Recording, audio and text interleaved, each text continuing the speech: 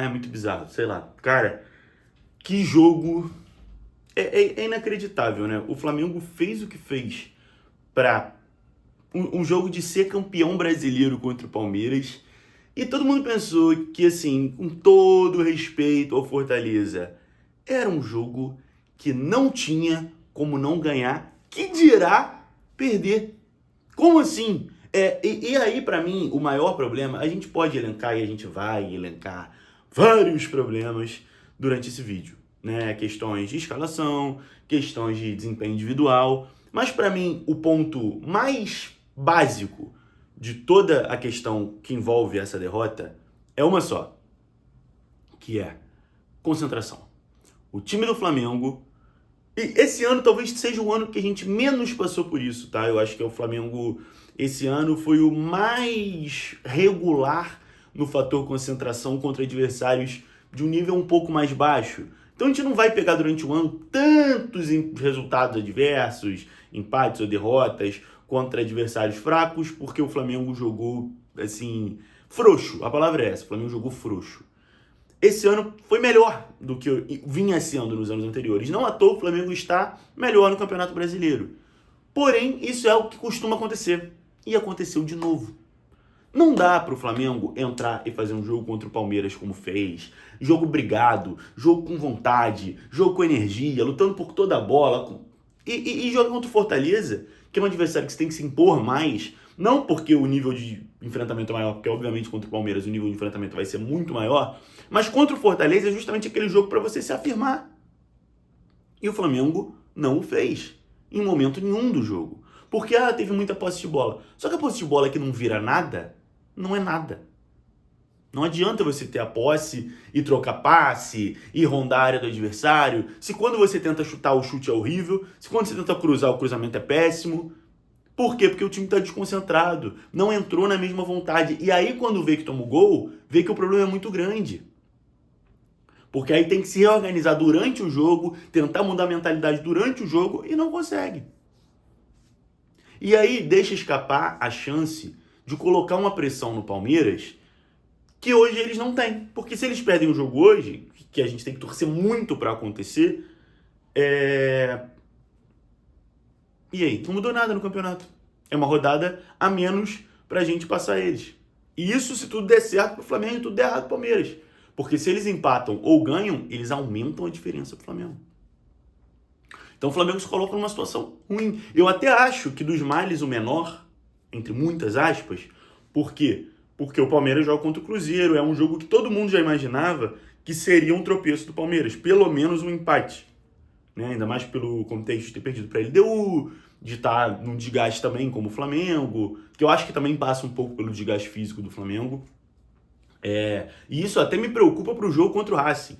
Né? Me preocupam duas coisas para o jogo contra o Racing. O primeiro é, se entrar com uma postura minimamente parecida, se jogar um terço, um décimo, um milésimo parecido com o que jogou contra o Fortaleza contra o Racing, vai ser eliminado sem chances de passar.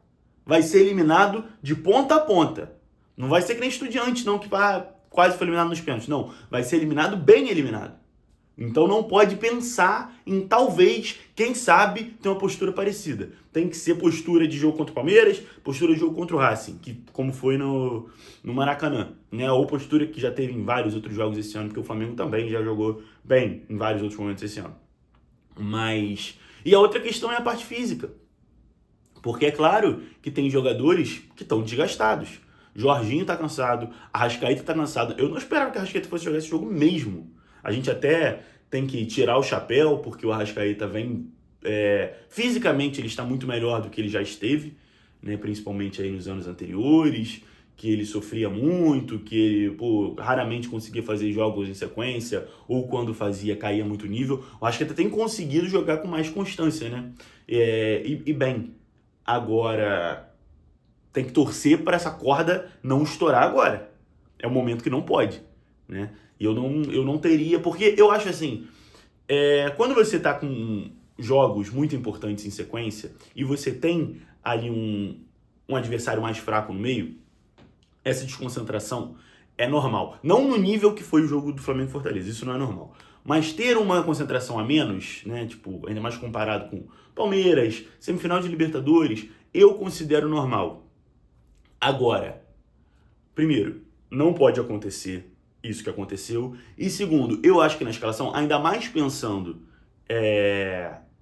em jogadores com desgaste, como foi Arrascaeta, Jorginho e tudo mais, eu acho que vale a pena buscar soluções, porque você dá a chance de um jogador entrar mais motivado. E aí, assim, eu nem quero entrar aqui no mérito de falar do Felipe Luiz de forma mais profunda na parte de base e tal, porque eu sinto sim que às vezes a gente fica um pouco oportunista nisso. De só falar de uso de base quando as coisas não dão certo e tal. Mas é um jogador que eu tenho muita curiosidade de por que não joga, é o Joshua. Quando o Joshua entra lá naquele jogo contra o Botafogo da Paraíba, faz um gol, o Felipe Luiz fala que ele é como se fosse uma contratação do Flamengo, joga de 10. Por que numa situação dessa não bota um moleque desse pra jogar? Que vai estar com a fome danada, com a vontade, entendeu? Eu acho que isso faz falta. Aí durante o jogo, né, vamos falar, já que entrei no tema Felipe Luiz, vamos falar um pouco. Eu acho que essa questão de postura passa por ele sim. Ele precisa ser o cara que, se não motiva, porque beleza, motivação, os caras são milionários, não precisam de motivação. Beleza, mas ele não precisa ser a motivação, mas ele tem que ser quem cuida de como tá a concentração do jogador. Se o jogador não entra motivado, aí beleza, pode ser um problema do jogador. Agora, se o jogador não entra concentrado, o treinador tem que, no mínimo, conseguir identificar isso e trocar as peças. Não estou concentrado para esse jogo? É isso, vai jogar o sub-20, vai jogar quem for. Agora, não dá para ter aquela postura que o time teve. Aquela apatia do time. Porque parece, a sensação que dava é que era um jogo que não valia exatamente os mesmos 3 pontos que valia o jogo contra o Palmeiras. Que valia o jogo contra, qualquer outro adversário do campeonato. Todos os jogos valem a mesma quantidade de pontos. Então tem que entrar com a mesma concentração em todos os jogos. Nesse momento é muito fácil, gente, falar depois de cada entrevista que agora são 9 finais, agora são 10 finais. Mas se são 10 finais, tem que entrar em todo jogo como se fosse final. Entrar do jeito que entrou é inaceitável. Então, eu acho que a postura do time passa muito pelo Felipe. Ele tem que ter a capacidade de controlar, de olhar e falar: o time está concentrado, o time não está concentrado. Se não está concentrado, quem não está concentrado? Quem que dá para mudar e mudar esse fator concentração? Não foi feito. E eu acho que a maior questão de escalação desse time, além desses pontos que eu já botei, de talvez alguns jogadores cansados, passa, obviamente, pelo 9. E assim, óbvio que é um peso gigante, né? Tá todo mundo, cara, vocês não tem noção quanto eu fiquei bolado com essa derrota de ontem, assim. Eu tô mal hoje eu acordei triste, só pra vocês terem noção, assim, do quanto isso teve um impacto em mim, como torcedor. Mas eu acho que já foi, já passou, já perdemos esse jogo não volta. O que me preocupa é daqui pra frente, na questão da posição de centroavante. O Flamengo, ao que tudo indica, não terá o Pedro por um bom tempo, né? Ele deve se recuperar aí, né, as próximas semana e alguns dias, enfim, de imobilização no braço, e não deve jogar. Eu até, sinceramente, não sou médico, não entendo disso, falo de forma muito leiga e sendo muito sincero aqui. Eu acho meio esquisito.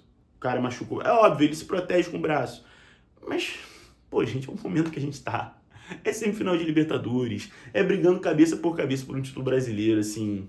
Eu entendo que talvez eu esteja falando muita besteira, mas eu acho que deveria jogar. Não jogando, Pedro, a gente tá numa situação bem complicada, cara. Porque o Bruno Henrique é isso que a gente tá vendo, infelizmente, é um ídolo histórico do Flamengo, é aí discutivelmente top 5 da história do Flamengo, mas hoje tá muito mal, principalmente jogando como 9, não tá funcionando.